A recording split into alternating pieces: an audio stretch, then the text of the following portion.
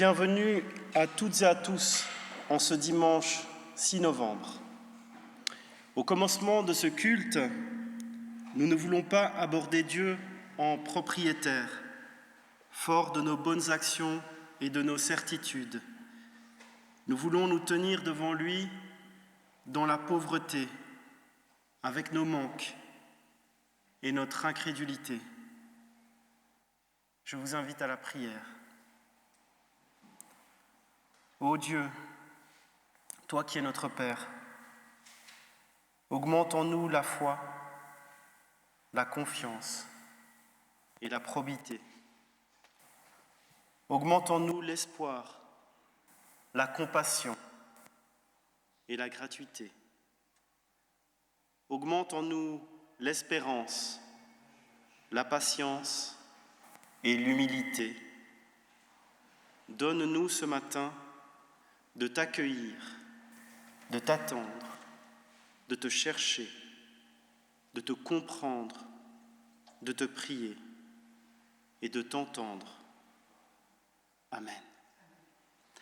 Et nous chantons ensemble le cantique 21-19 à la page 252. Seigneur, nous arrivons. Donc à la page 252, le 21-19.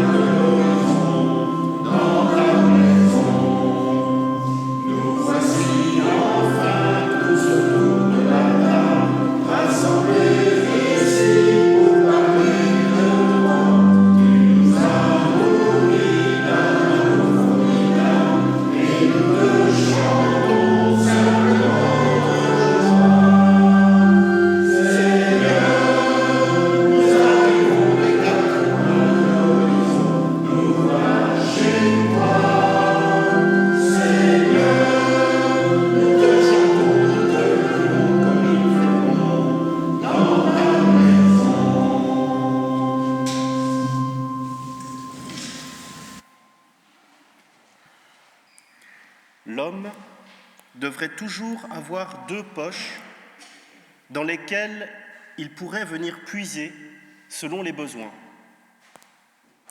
Dans la poche droite seraient écrits les mots « C'est pour mon salut que la terre a été créée ». Et dans l'autre poche, « Souviens-toi que tu n'es que cendre et poussière ».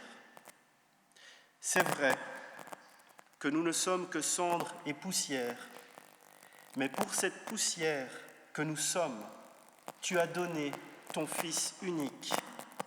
Nous te louons. C'est vrai que nous sommes aussi éphémères qu'une fleur des champs, mais ta bienveillance dure d'éternité en éternité. Nous te rendons grâce.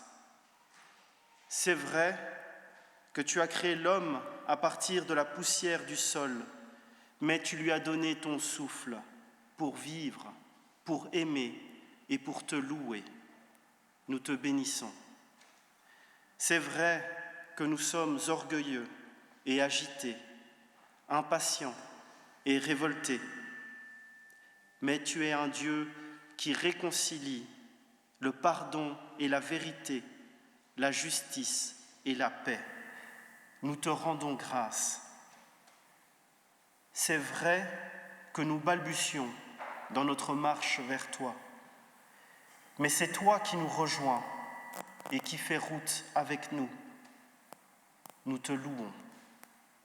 Rappelle-nous jour après jour que nous ne sommes que cendres et poussière, que cette mémoire construise notre foi. Rappelle-nous jour après jour que la terre a été créée pour notre salut, que cette confiance nourrisse notre louange. Amen. Et nous nous levons pour chanter ensemble à la page 170 le cantique 12:01. Je louerai l'Éternel.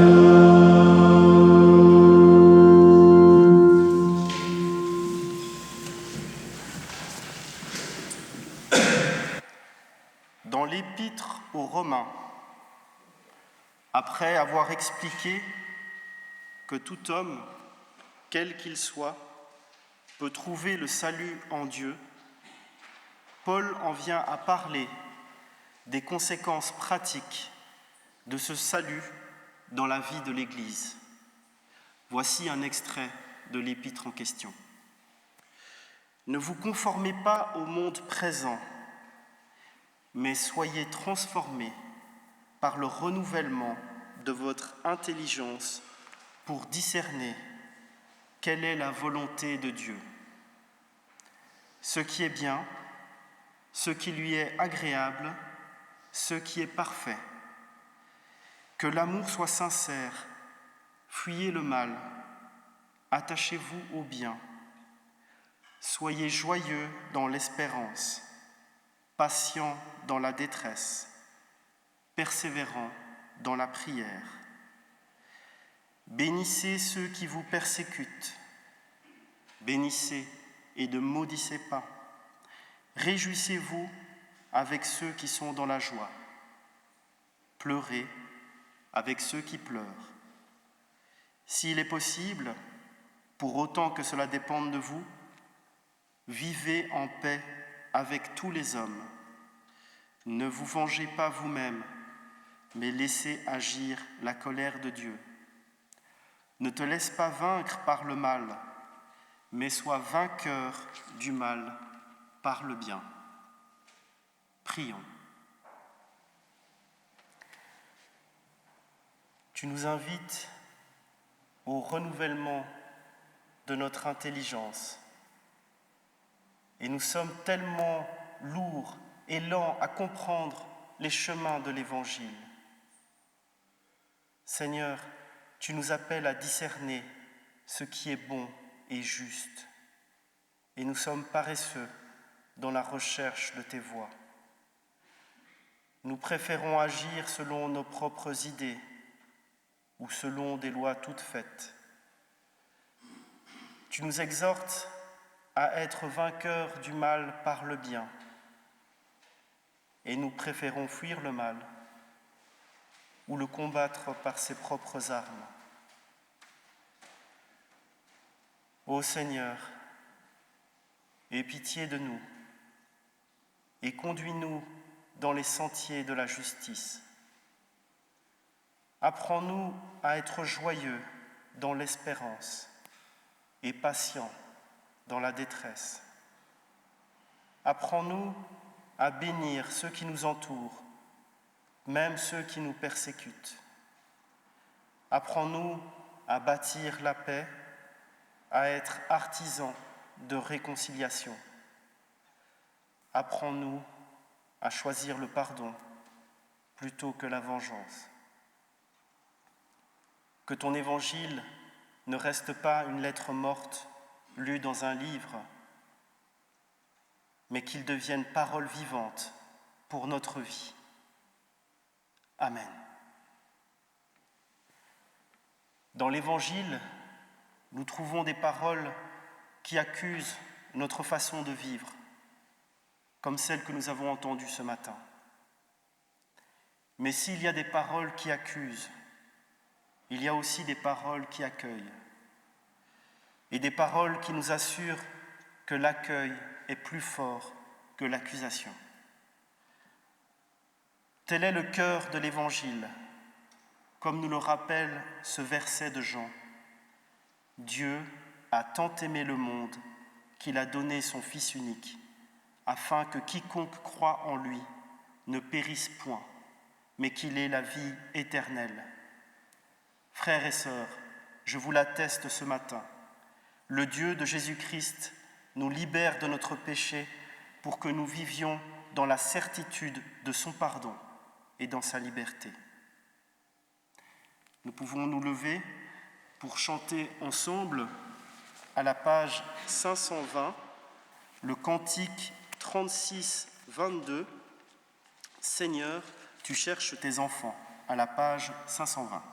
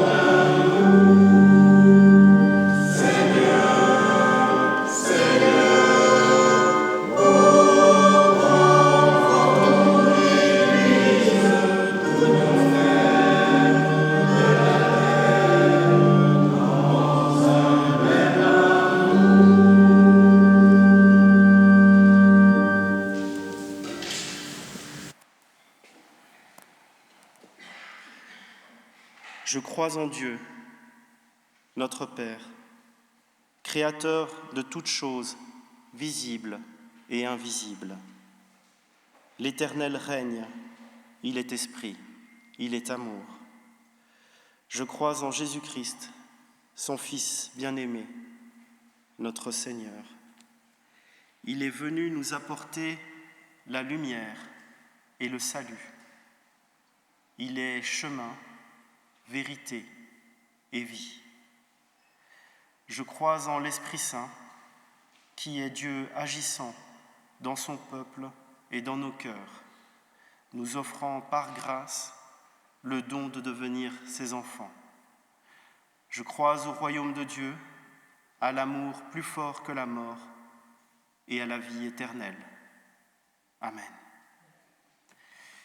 Et nous pouvons rester assis pour chanter ensemble à la page 706 le cantique 45-21, « Trouver dans ma vie ta présence ».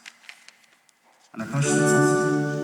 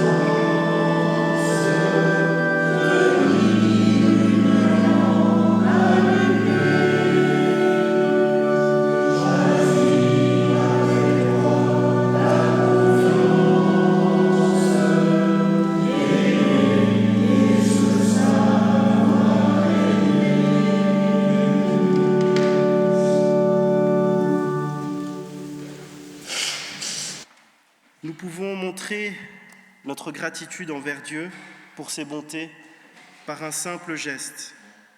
Par un simple geste, nous pouvons participer à la bonne marche de son Église. Vous trouverez une boîte où vous pouvez donner une offrande avant ou après le culte. Voilà, pour information. Et nous allons prier pour cette offrande. Seigneur, éternel est ton amour. Nous nous présentons à toi avec cette offrande. Elle est le signe de notre amour pour toi. Tu es béni pour les siècles des siècles. Seigneur, regarde nos vies et vois la famine qui y sévit. Nous avons faim de sens et faim de paroles vraies. Nous avons soif de sagesse et de vérité. Nous avons faim, Seigneur. Accueille-nous au festin de ta parole. Nous avons soif. Ouvre les écluses de ton esprit. Amen. Vient maintenant le moment des lectures bibliques, avec pour première lecture Luc 20, les versets 27 à 38, avec un débat entre des Sadducéens et Jésus autour de la résurrection de la chair. Et comme deuxième lecture, nous avons 2 Thessaloniciens, 2,16 à 3,5, avec un extrait qui nous rappelle que Dieu nous a donné une consolation éternelle et une bonne espérance. Quelques Sadducéens vinrent auprès de Jésus. Ce sont ceux qui affirment qu'il n'y a pas de résurrection. Ils l'interrogèrent de la façon suivante. « Maître, Moïse nous a donné ce commandement écrit. Si un homme marié qui a un frère meurt sans avoir eu d'enfant, il faut que son frère épouse la veuve pour donner des descendants à celui qui est mort. Or, il y avait une fois 7 frères. Le premier se maria et mourut sans laisser d'enfant. Le deuxième épousa la veuve, puis le troisième. Il en fut de même pour tous les 7 qui moururent sans laisser d'enfant. Finalement, la femme mourut aussi. Au jour où les morts se relèveront, de qui sera-t-elle donc la femme? Car tous les 7 l'ont eue comme épouse. Jésus leur répondit. Les hommes et les femmes de ce monde-ci se marient, mais les hommes et les femmes qui sont jugés dignes de se relever d'entre les morts et de vivre dans le monde à venir ne se marient pas. Ils ne peuvent plus mourir. Ils sont pareils aux anges. Ils sont fils de Dieu, car ils ont passé de la mort à la vie. Moïse indique clairement que les morts reviendront à la vie. Dans le passage qui parle du buisson en flammes, il appelle le Seigneur le Dieu d'Abraham, le Dieu d'Isaac et le Dieu de Jacob. Dieu, ajouta Jésus, est le Dieu des vivants et non des morts, car tous sont vivants pour lui. Que notre Seigneur Jésus-Christ lui-même et Dieu notre Père, qui nous a aimés et nous a donné par sa grâce un réconfort éternel et une bonne espérance, remplisse vos cœurs de courage et vous accorde la force de pratiquer toujours le bien en actes et en paroles. Enfin, frères, priez pour nous, afin que la parole du Seigneur se répande rapidement et soit honorée, comme cela s'est passé parmi vous.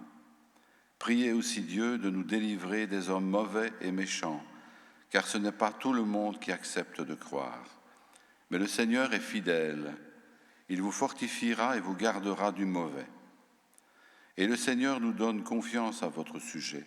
Nous sommes convaincus que vous faites et continuez à faire ce que nous vous recommandons. Que le Seigneur dispose vos cœurs à l'amour pour Dieu et à la patience donnée par le Christ.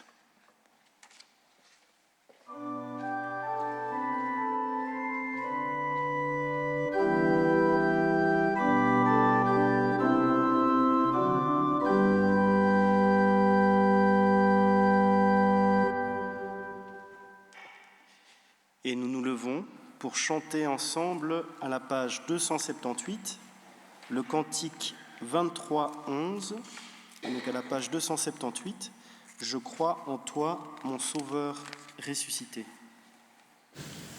Je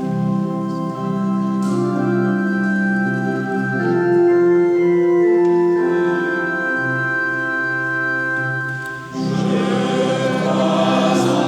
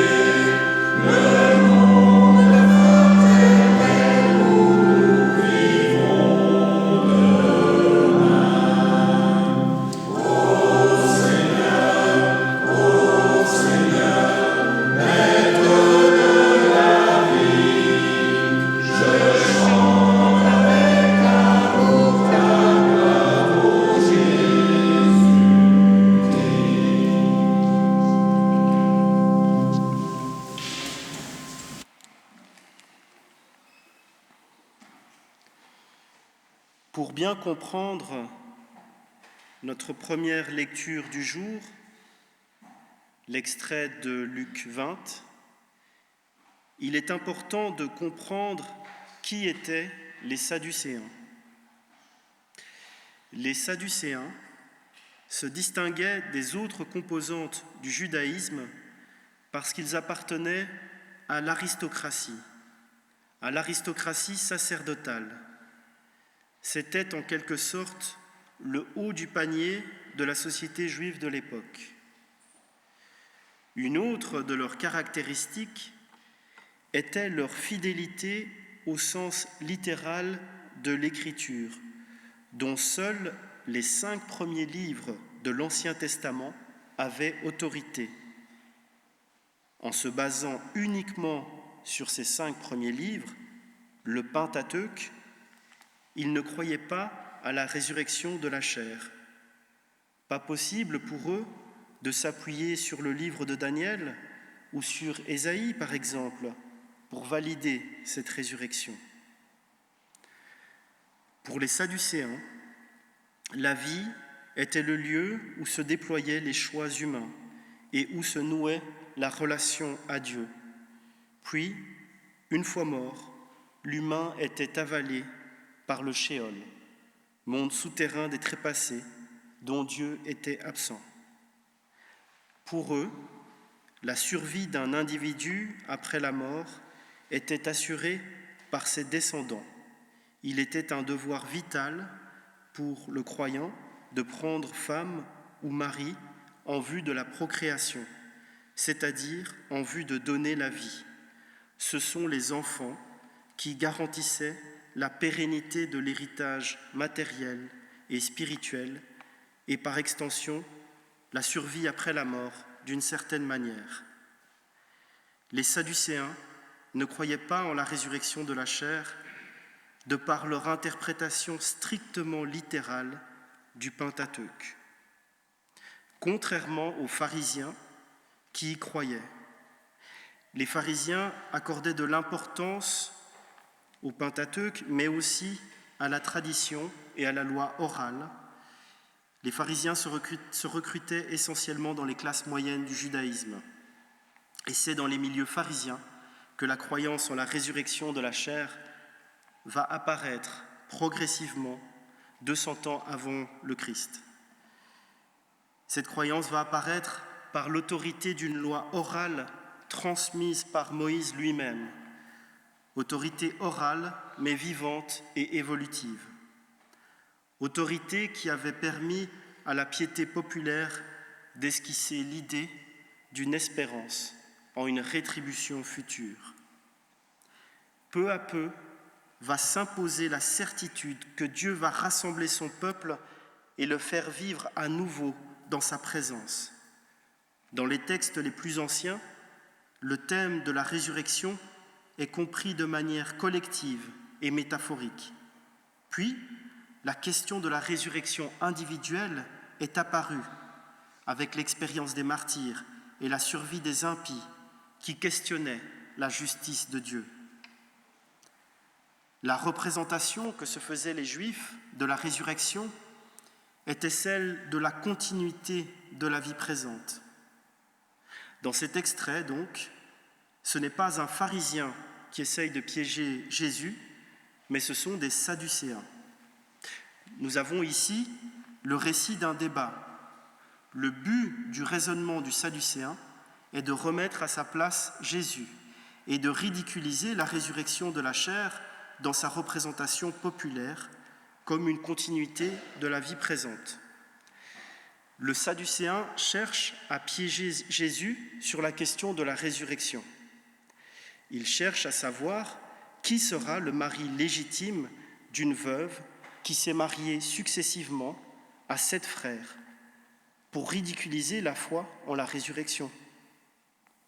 Ce cas d'école est étroitement lié à la loi du Lévirat, où le frère d'un défunt devait assumer la charge de la veuve et la procréation d'une descendance s'il n'avait pas déjà un héritier mâle. L'exemple est exagéré à dessein et veut montrer l'absurde de la situation. En effet, si le livre de la Genèse montre quelques patriarches posséder plusieurs épouses, jamais il n'est fait mention d'une femme ayant plusieurs maris. Dès lors, le retour à la vie, au jour dernier, avait quelque chose de problématique, puisque les 7 époux et l'épouse étaient en porte-à-faux vis-à-vis de la loi mosaïque. En conclusion, pour les Sadducéens, cette situation prouve que le concept de résurrection va à l'encontre des voies de Dieu, car elle met les individus dans des situations paradoxales. On peut noter qu'à la perception de la résurrection de la chair comme une continuité du mode de vie terrestre, Jésus nous présente un état complètement différent. Il y a une absence de sens pour le mariage et la procréation. Avoir une descendance qui nous survit n'a plus de sens dans la perspective de la vie éternelle, d'où la mort a disparu.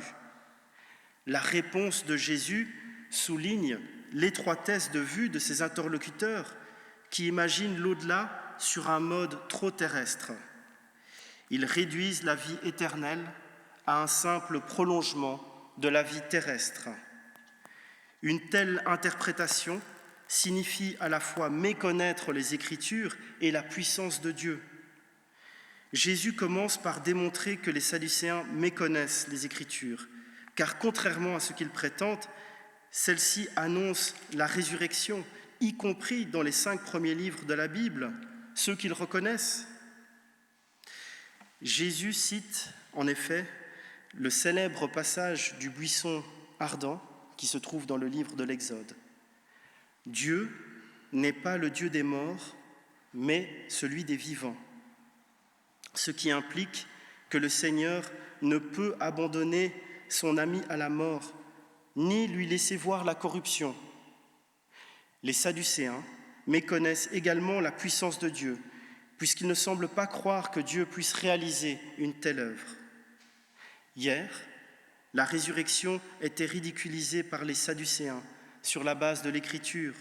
Aujourd'hui, elle pourrait l'être sur la base d'énoncés scientifiques. Mais hier, comme aujourd'hui, la confrontation à la mort représente un grand bouleversement.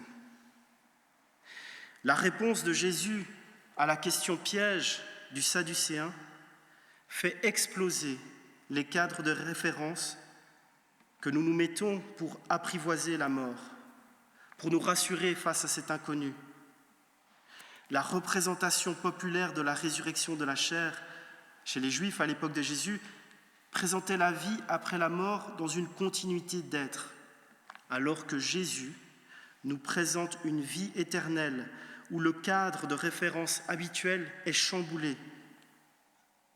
Aujourd'hui encore, on peut trouver ce genre de raisonnement avec des phrases du type « il a rejoint les siens » ou encore « il a quitté ceux qu'il aime pour rejoindre ceux qu'il a aimés ». La leçon vaut donc aussi pour nous et nous interroge sur la manière dont nous lisons la parole. L'interprétons-nous sur l'horizon de nos conceptions humaines de la vie et de la mort, ou nous laissons-nous complètement revisiter par l'Écriture? L'espérance chrétienne casse la logique des représentations terrestres. La foi en la résurrection nous promet une réalité d'un autre ordre. Jésus fait éclater le cadre de référence de notre logique matérielle. L'affirmation biblique « car tous sont vivants en lui » nous invite à la confiance en la vie promise par Dieu. Jésus appelle à une réorientation du regard. Il nous appelle à voir un Dieu qui fait vivre et nous rend vivants. L'esprit humain ne peut connaître que ce qu'il a déjà expérimenté. C'est comme cela. La résurrection ne peut pas être directement disponible à notre connaissance. Elle est difficile à cerner. Il est impossible, par définition, de se faire la moindre idée du monde à venir à partir des réalités que nous connaissons ici-bas. La résurrection n'est pas un phénomène que nous pouvons contrôler, mais l'œuvre de Dieu seul. Ressusciter, c'est participer à la vie même de Dieu, ce que nous ne pouvons pas obtenir par notre propre puissance. Alors, comment nous représenter ce qu'est la vie divine à partir de notre expérience humaine ? Ils seront semblables aux anges, dit Jésus, et ils ne peuvent plus mourir. Les morts ressuscitent donc pour une autre vie que celle que nous connaissons, une vie qui fera de nous des fils de Dieu. Croire en la résurrection, ce n'est pas seulement parler de l'au-delà, c'est aussi donner du sens à la vie terrestre. Comme nous le rappelle l'extrait de 2 Thessaloniciens, notre Seigneur Jésus-Christ lui-même et Dieu notre Père qui nous a aimés, nous a donné par sa grâce une consolation éternelle et une bonne espérance. Chaque personne pourra participer à l'amour éternel de Dieu et ainsi réaliser sa capacité d'aimer et d'être aimé avec tout son être, corps, âme et esprit. Notre vie terrestre est le seul chemin vers l'éternité, comme elle est le lieu unique où nous pouvons réaliser notre capacité à aimer Dieu et notre prochain. Prendre conscience de cela, c'est prendre au sérieux sa liberté et sa responsabilité. C'est affirmer l'importance des choix que l'on pose aujourd'hui. La vie terrestre est le lieu où nous pouvons nous préparer à accueillir l'amour éternel. En ressuscitant Jésus d'entre les morts, Dieu notre Père nous adresse donc ce message. La vie a un sens. Vos efforts pour trouver le lieu où vous serez aimés seront récompensés et vous trouverez le repos. Chacun de nous est unique et peut recevoir l'amour de Dieu, quel qu'il soit aujourd'hui, car l'amour se donne gratuitement et sans condition. Amen.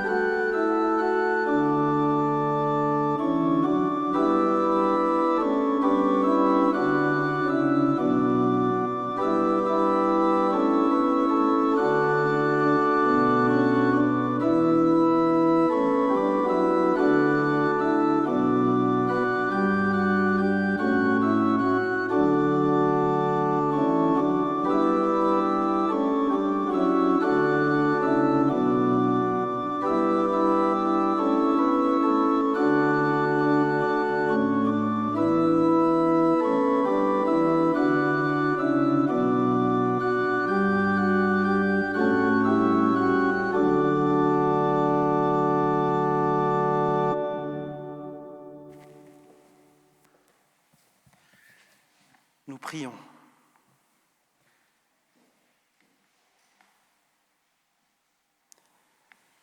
Nous te présentons aujourd'hui celles et ceux qui portent des charges trop lourdes pour leur résistance, charges professionnelles ou autres. Nous te présentons aussi celles et ceux qui sont prisonniers, prisonnières d'eux-mêmes et ont de la peine à s'ouvrir à ta grâce et à ta bienveillance. Et enfin, nous te présentons celles et ceux qui oublient de t'accueillir en leur vie et tentent de s'accomplir par eux-mêmes. Celles et ceux qui ne se sentent pas dignes de ton amour et de ta grâce. Mais comme Calvin nous l'a dit, notre seule dignité est la conscience de notre indignité. Nous te remettons donc cette indignité pour que tu nous renouvelles, pour que tu renouvelles toute existence. Nous te prions pour ton Église, appelée à te faire connaître et à te rendre présent dans ce monde qui a tant besoin de toi, dans ce monde qui te cherche. Nous n'oublions pas de te remettre les travaux de l'Assemblée synodale qui ont lieu en ce moment même. Fais que ces travaux portent bien du fruit et que ces travaux permettent la croissance de ton Église. Amen. Et nous nous levons pour chanter ensemble à la page 264 le cantique 2208 comme un souffle fragile, à la page 264.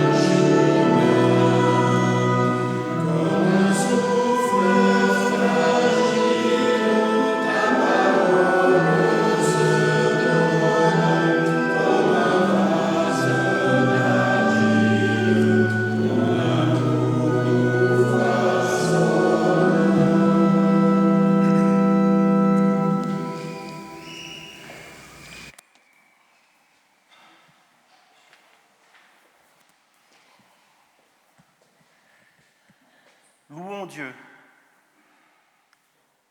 Seigneur, notre Dieu et notre Père, quel bonheur de t'adorer partout et à tout moment. Quelle joie de te dire merci pour Jésus-Christ, ton Fils. Sa venue dans le monde a fait lever l'aube de ton règne d'amour. Humain parmi les humains, vivant jusqu'au bout ton pardon et ta paix, il nous a fait découvrir notre véritable humanité. Condamné au supplice de la croix, il s'est dépouillé de tout pouvoir et de tout prestige pour nous rendre libres de te servir. Ressuscité, il est le messager d'un monde nouveau, d'où toute oppression, toute larme et tout mal disparaîtront. Le soir venu, Jésus se mit à table avec les 12. Pendant le repas, il prit du pain et après avoir rendu grâce, il le rompit et le leur donna en disant : « Prenez, mangez, ceci est mon corps. » Ayant aussi pris la coupe et rendu grâce, il la leur donna en disant : Buvez-en tous, car ceci est mon sang, le sang de l'alliance qui est répandu pour la multitude, pour le pardon des péchés. Je vous le dis, désormais, je ne boirai plus de ce fruit de la vigne jusqu'au jour où je le boirai nouveau avec vous dans le royaume de mon Père. Donne-nous ton esprit, Dieu très bon, et fais de ce simple pain, de ce modeste vin, la vie même de Jésus-Christ, qui à nos vies, à son image, participe à son œuvre, pratiquant l'hospitalité du cœur. Amen. Heureux ceux qui ont faim et soif de justice, car ils seront rassasiés. Heureux ceux que tu prends avec toi pour les nourrir des biens de ta maison. Au festin des noces de l'agneau, venez, dit Jésus, car tout est prêt. Nous pouvons nous approcher et former un grand cercle.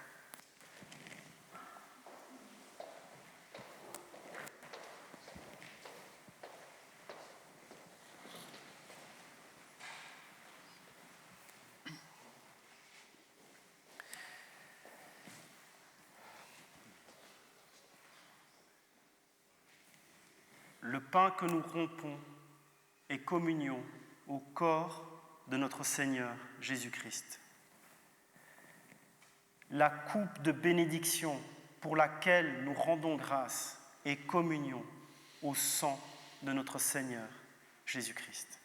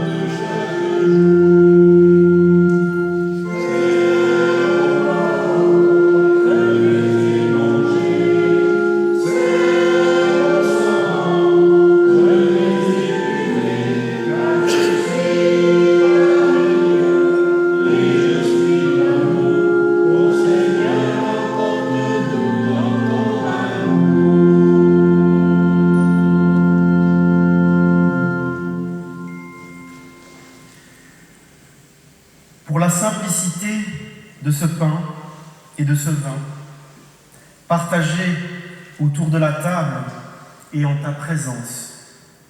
Béni sois-tu, Dieu notre Père, pour la proximité de ta présence en Jésus, ton Fils, notre Sauveur. Béni sois-tu, Seigneur. Fortifié par ce repas, rends-nous porteurs de justice, de paix et d'amour, pour que nous préparions ton retour. Et comme Jésus l'a enseigné à ses disciples, nous te disons, notre Père qui es aux cieux, que ton nom soit sanctifié, que ton règne vienne, que ta volonté soit faite sur la terre comme au ciel. Donne-nous aujourd'hui notre pain de ce jour. Pardonne-nous nos offenses, comme pardonnons aussi à ceux qui nous ont offensés. Et ne nous soumets pas à la tentation, mais délivre-nous du mal.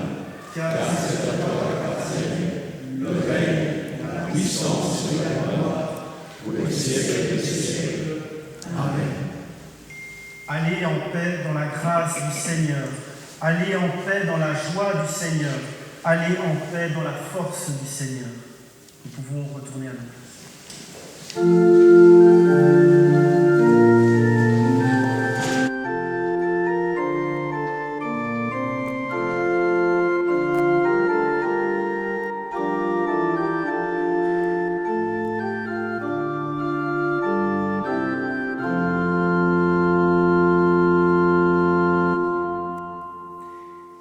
Vient maintenant le moment des annonces.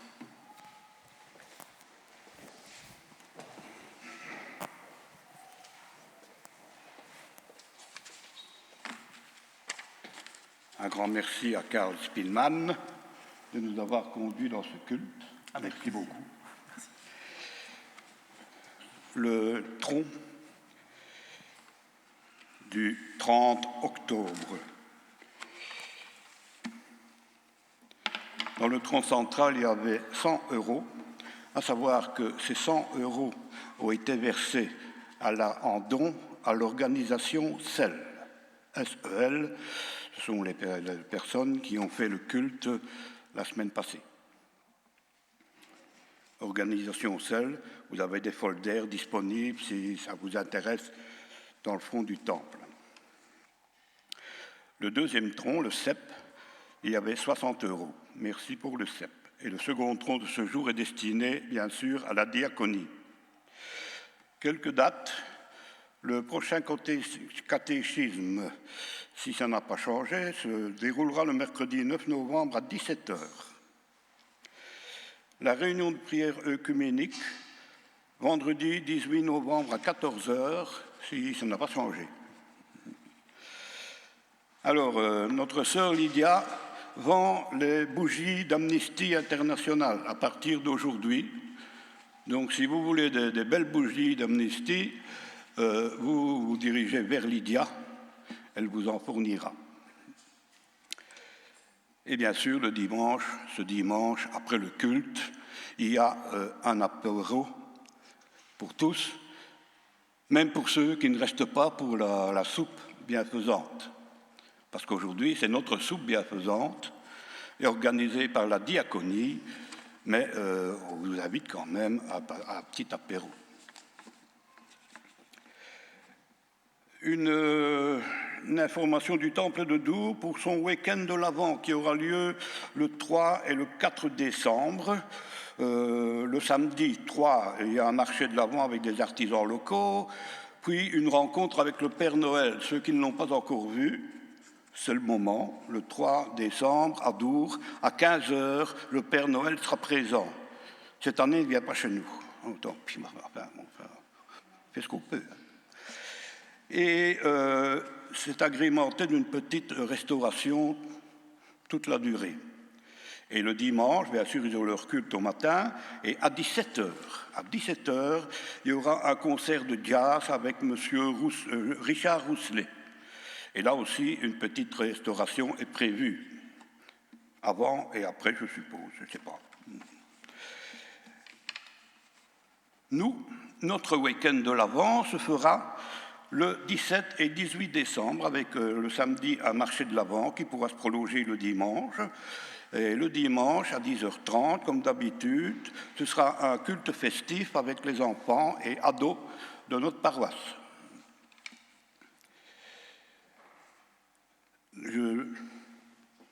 Karl nous en a fait part, ce week-end, c'était le fameux week-end de l'Assemblée synodale, 2 jours de travail, 2 jours de travail intensif qui met en place l'avenir de notre Église protestante unie de Belgique.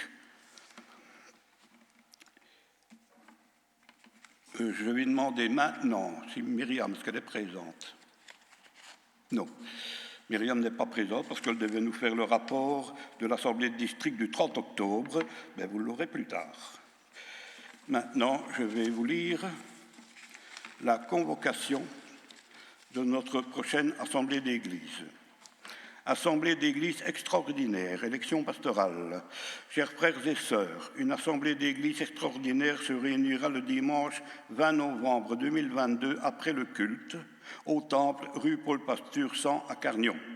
Ordre du jour, accueil et prière, appel nominal, élection au poste pastoral du pasteur Karl-André Spearman, ici présent, résultat de l'élection, clôture, prière et cantique. Je crois qu'il n'y a plus d'autres annonces à faire, je n'ai rien oublié. Didier a une affaire... Ah pardon, c'est vrai. Le 3 décembre, à Boussu, Didier est en concert, mais tu ne m'as pas dit l'heure. 16 heures.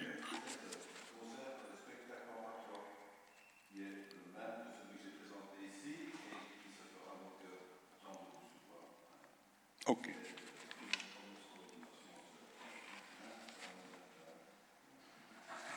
Je le remettrai officiellement dans mes annonces la semaine prochaine.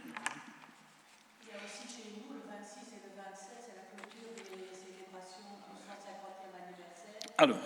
Avec le 26 Donc, le week-end du 26 et 27 novembre, la fin du 150e anniversaire, le samedi, dès 17h, nous avons un concert de louanges ou une veillée de louanges selon l'appellation avec le groupe vocal et musical Essentiel. Et le dimanche, nous avons un culte d'action de grâce qui clôturera le 150e anniversaire, les activités du 150e anniversaire à 16h. Je signale qu'il y a un culte d'action de grâce à 16h, mais il n'y a pas de culte à 10h30. Donc ne venez pas dimanche à 10h30, il n'y aura personne, il sera fermé. Et je ne serai pas là. Maintenant, à tantôt.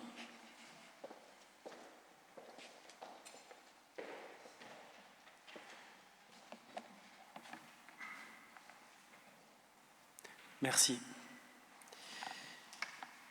Et nous nous levons pour l'exhortation aux bénédictions.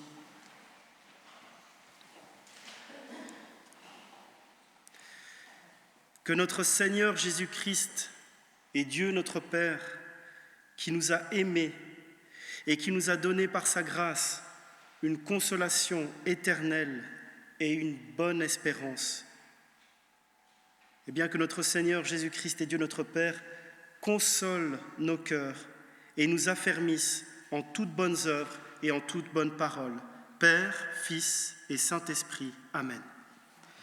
Et nous chantons ensemble à la page 632 les strophes 1, 2, 3 et 4 de Merci pour ce matin de vie, à la page 632.